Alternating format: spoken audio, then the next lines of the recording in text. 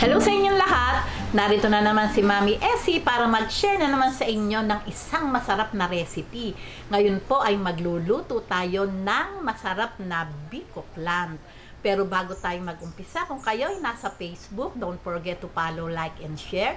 At kung nasa YouTube naman po, wag lang kalimutang mag-subscribe at pindutin ang bell button para lagi kayong updated sa ating mga bagong video.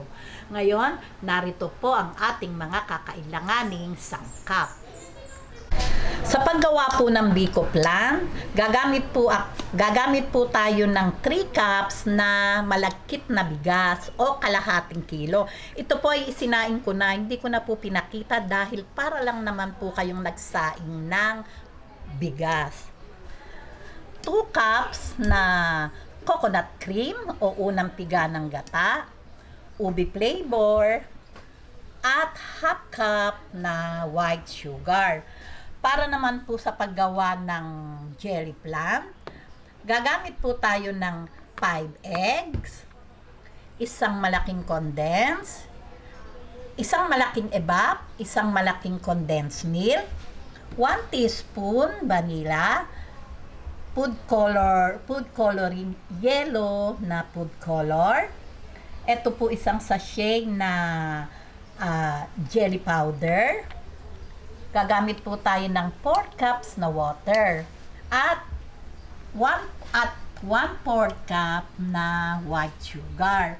Para naman po sa ating gagawing syrup, gagamit po tayo ng 1 cup na water, 2 cups na white sugar, at itong 1 tablespoon na cornstarch. Ngayon, umpisahan po muna natin yung pagbibiko. Ayan, gagamit po tayo ng 2 cups na coconut cream. Bigyan po natin ng ubi flavor. Ayan. Hintayin lang po nating kumulo bago natin ilagay yung ating malagkit na bigas. Lagay po natin tong half cup na sugar. Ayan. Hindi po kailangan kasing matamis tong ating pinakabig ko kasi magagawa pa po tayo syempre ng mga mas matamis. Ayan. Lagay natin ang ating malagkit.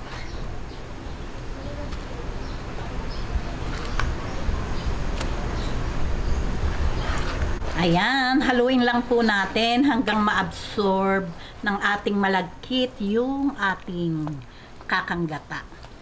Haluin lang po natin hanggang sa kumunat. Ayan. Huwag po natin titigilan ng halo kasi pag po natin tinigil yung paghahalo, maninikit po iyan sa ilalim. Kaya kailangan halo lang. Ayan. Ayan, pagka po ganito, makunat na. Ayan, at nangingintab na din po, gawa ng gata. Ay, okay na po ito. Papatayin ko na po yung ating apoy. Ayan.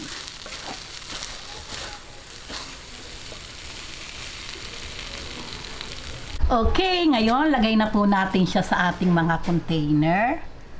Ayan.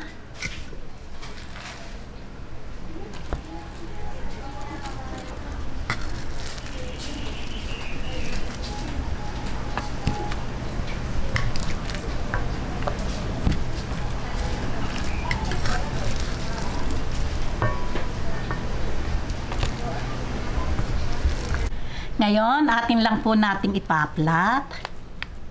Ayan.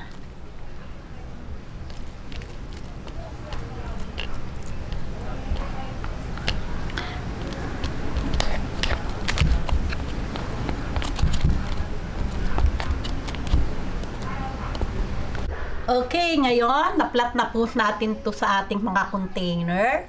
Itong ating biko. Ngayon naman po, titimplahin na po natin yung ating jelly plant mixture. Ngayon, nilagay po natin tong ating 5 eggs.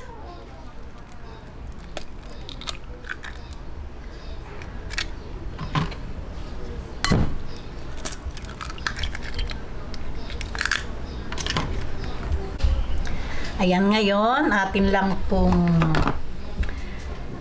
batihin itong ating libang itlog.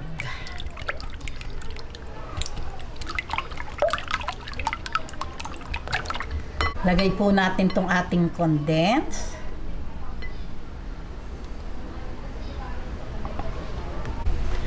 Itong ating ebak milk.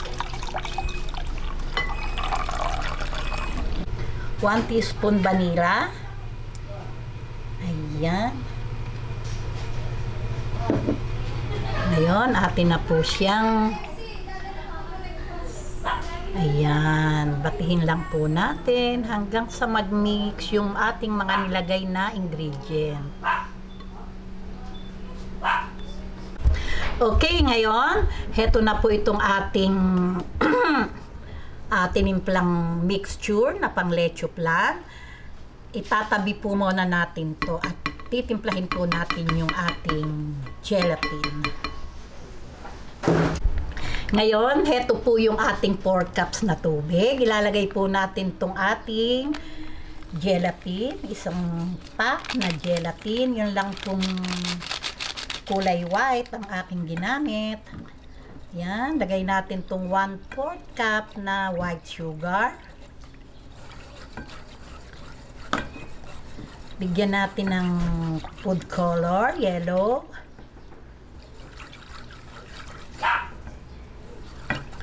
Ayan. Tunawin lang po natin yung sugar bago natin isalang. Ayan, sinalang na po natin tong ating gelatin mixture. Ito po ay, ang apoy po natin ay nasa medium to low heat lang po. Mahina lang po talaga. Paiinitin lang po natin to at saka po natin ilalagay yung leche flan mixture. Kailangan po hindi siya kumukulo. Mainit lang po. Ayan. Ayan, ngayon po mainit na po itong ating jelly. Hihinaan ko pa po yung kalan. Ayan, lalagay po natin unti-unti itong ating leche flan mixture. Ayan, dahan-dahan lang po yung paglalagay.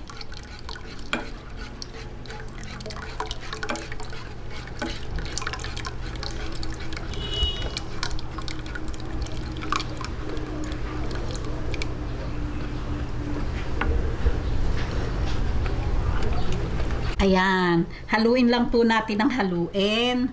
At pagka po nakita natin siyang kumulo, yung po bang hindi siya kulong-kulo para po hindi ma-overcook yung ating egg. Ayan, pakikita ko po sa inyo. Ayan, hindi po natin to pakukuluin na yung po bang akma pa lang siyang kukulo. Atin na po siyang hahanguin. At yung pong apoy, nuulit ko lang, nasa medium to low heat lang po yung ating apoy. Mahina lang po. Ayan, pagka po ganito na yung itsura niya, tingnan nyo yung mga gilid-gilid, may kulo-kulo na at akma na talagang kukulo na yung gitna. Patayin na po natin yung apoy at okay na po ito. Ayan, ngayon ilagay na po natin siya dito sa ating mga biko.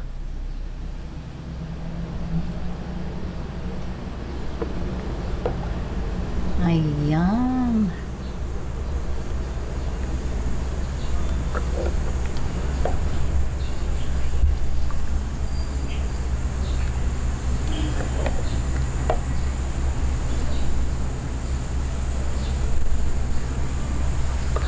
Ayan, di po ba? Ngayon, hintayin lang po nating mag-set itong inilagay nating jelly flan.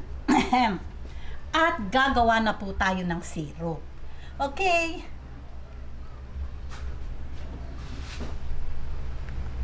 Ayan, heto na po. Ang ganda na ng ating jelly flan. Talaga naman pong nag-set na po siya. Ngayon, umpisahan na po natin yung paggawa ng kanyang syrup.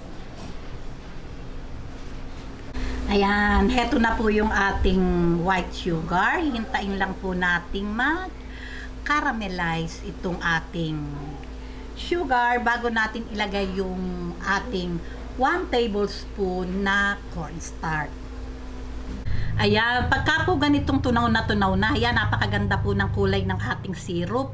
Lalagay na po natin tong 1 tablespoon na cornstarch na tinunaw ko sa isang cup na water.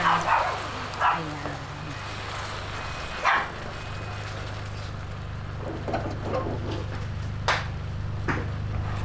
Matutunaw po ulit yan. Ayan. Kaya po nilagyan natin yan ng 1 cup na water at isang 1 tablespoon na cornstarch para po yung ating syrup hindi po yan magiging parang candy. Tunaw po talaga. Yan. Ganyan lang po. Tunawin lang po natin itong natitira.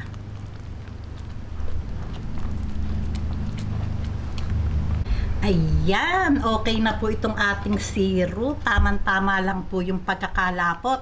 Ngayon po ilagay na natin sa ating masarap na biko flan. Ayan, lagyan na po natin.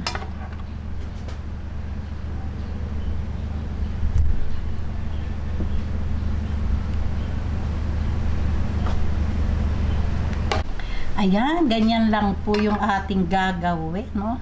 Mukha naman po talagang napakasarap.